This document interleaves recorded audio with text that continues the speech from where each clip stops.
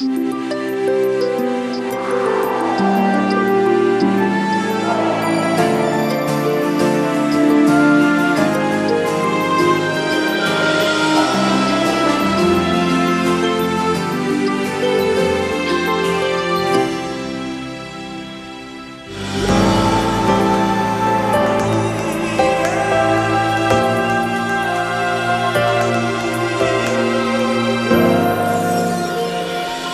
existem coisas na vida da gente que a gente ainda não deu o devido valor. Há situações tão importantes para as quais a gente ainda não se antenou. Uma dessas coisas é esse vício terrível de guardarmos lixo na alma, guardarmos mágoa, nos sentirmos ofendidos com o que as pessoas dizem sobre nós, fazem conosco. Para esse problema, o grande antídoto é o que a gente chama de perdão. Essa palavra parece ter ficado démodé, parece ter caído de moda, porque vivemos em épocas em que pouca gente pensa em perdoar. Afinal de contas, se fulano fez isso comigo, tem que pagar. Outros gritam que querem justiça, mas falam em justiça com uma inflexão de voz e com trismos faciais, com rictos bucais, que em verdade é um desejo de vingança. Não é propriamente desejo de justiça. Até chegarmos àqueles que desejam e fazem a chamada justiça pelas próprias mãos. Se o perdão fosse utilizado por nós, sem dúvida seríamos pessoas mais saudáveis, mais alegres, mais felizes. Porque o perdão beneficia fundamentalmente não a pessoa que o recebe, mas a criatura que o oferece. Normalmente, os indivíduos que são perdoados não estão liberados da própria culpa. São perdoados, mas não limpos. Aqueles contra quem erraram são capazes de perdoá-los, mas eles que cometeram o erro ainda continuam carregando em si o peso do erro. Mas é tão importante perdoar. Nós podemos mesmo observar que a criatura que tem dificuldades para perdoar os outros também é aquela criatura que não se perdoa a si mesma. E a criatura que não se perdoa a si mesma não é a criatura mais justa, é a mais orgulhosa. Ela imagina que jamais poderia ter praticado aquele desatino, jamais poderia ter cometido aquele delito, nunca poderia ter errado. Para elas, o problema não é ter errado, é ter alguém tomado conhecimento do seu erro. Bem comportamento vitoriano, quando não era problema cometer desatinos. O grande problema do período vitoriano era os outros saberem do desatino cometido por nós. Quando nós paramos para pensar nisto, nos damos conta de que o perdão resolveria tudo isto. Mas de onde é que vem esse termo aparentemente defasado? De onde é que nasce essa ideia de perdoar? Perdoar vem de uma expressão latina, per mais donare. Per é um prefixo que quer dizer além de. E donare é doar. Quando juntamos per mais donare, juntamos e forjamos a expressão doar além, dar um pouco mais. E se nós prestarmos atenção no Evangelho, o tempo inteiro Jesus Cristo nos fez essa proposta, para doar sempre um pouco mais. O evangelista Lucas chega a dizer que se sentia um servo infiel por ter feito somente o que era do seu dever. Porque a ideia de Jesus era da importância de darmos sempre um pouco mais.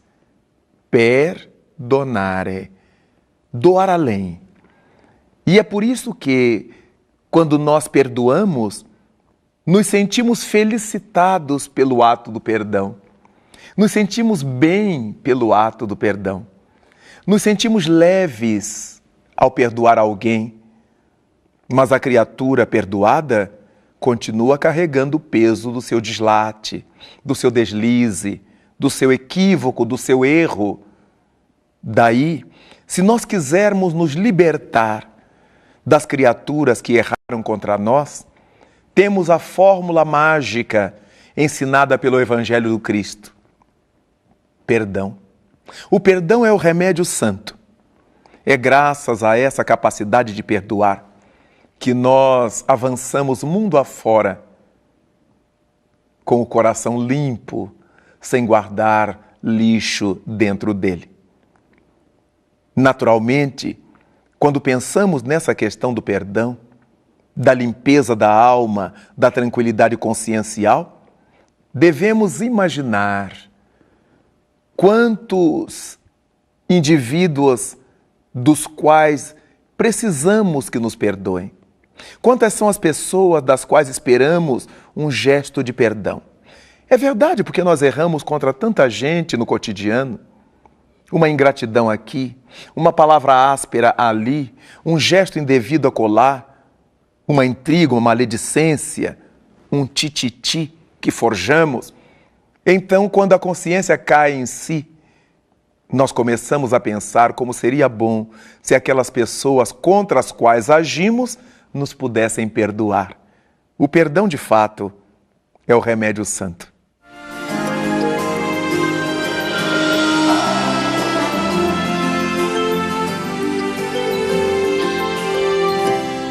Quando pensamos no perdão dessa forma, como um remédio santo, nos damos conta de que Jesus Cristo, conforme dissemos em vários momentos, nos chamou a atenção para essa capacidade de darmos um pouco mais. Há um dos seus ensinos notáveis, como todos os outros, que nos chama a atenção para o seguinte: se alguém te bater numa face, oferece também a outra. Quando nós pensamos nesse ensinamento de Cristo, o que é isto? Se alguém nos bate numa face e nós oferecemos a outra, essa é a mensagem do perdão. Nós damos um pouco mais. A outra face não é o outro lado do rosto, é a face interna. Quando alguém nos agride de fora para dentro, nós apresentamos a face que temos de dentro para fora. A nossa capacidade de perdoar, a nossa capacidade de entender. Daí, como fica lógico, como fica bonito o ensinamento de Jesus. Mas continuou ele a dizer no mesmo ensino: se alguém te pedir caminhar 1000 passos, caminha outros 1000, caminha 2000. A mensagem da tolerância, da compreensão. Se alguém nos pediu, através dos seus atos, um gesto de tolerância, que a gente tolere um pouco mais, que a gente compreenda um pouco mais, seja indulgente um pouco mais, é o perdão. Sempre que nós doamos além, sempre que doamos um pouco mais, estamos perdoando. Há pessoas que são tão incrivelmente chatas, complicadas, difíceis para a vida da gente, e nós vamos nos exercitando na prática de compreendê-las, de suportá-las mesmo, de tolerá-las. E isto se chama perdão.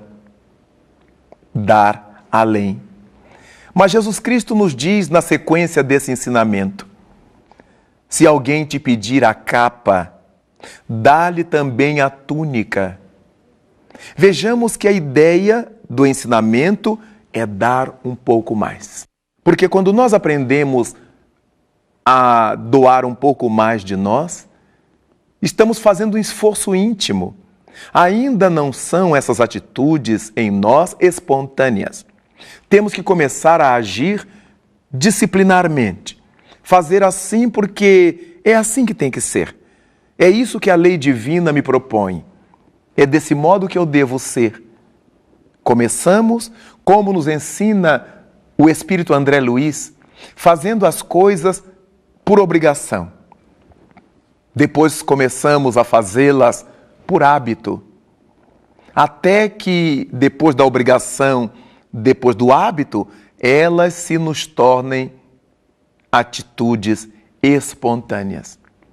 Ninguém espere que de repente começou a perdoar, de repente já tem o coração aberto para o perdão. Não, não espere. Ainda somos muito limitados em nossa evolução espiritual. Para isso precisamos começar cedo a fazer as longas caminhadas. Se o perdão é para nós uma coisa complicada de realizar, comecemos agora a desculpar, a tolerar, a suportar. E gradativamente essas virtudes vão se tornando de tal modo eficazes em nós que vão nos convertendo em pessoas leves, pessoas muito soft, capazes de perdoar sem fazer força. Todas as criaturas que perdoam sem fazer força ou sem fazer esforços são aquelas que começaram um dia a perdoar chorando de raiva. Eu vou perdoar porque eu sei que eu preciso. O coração ainda estava arranhando, o coração ainda estava acidificado, mas elas começaram por não revidar, por segurar a língua, por segurar as mãos, por não revidar. Já era um gesto inicial do perdão. Porque nós aprendemos no Evangelho que podemos cometer erros por pensamentos, por palavras e por atos. Às vezes só pensamos. Já é uma evolução. Outras vezes pensamos e a língua não cabe na boca e falamos. Até que outros falam depois de terem pensado e acabam por cometer o desatino.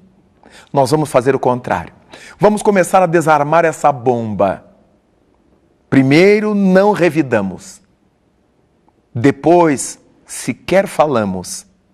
Até o momento em que não alimentemos no pensamento outra coisa que não seja o dar de nós um pouco mais.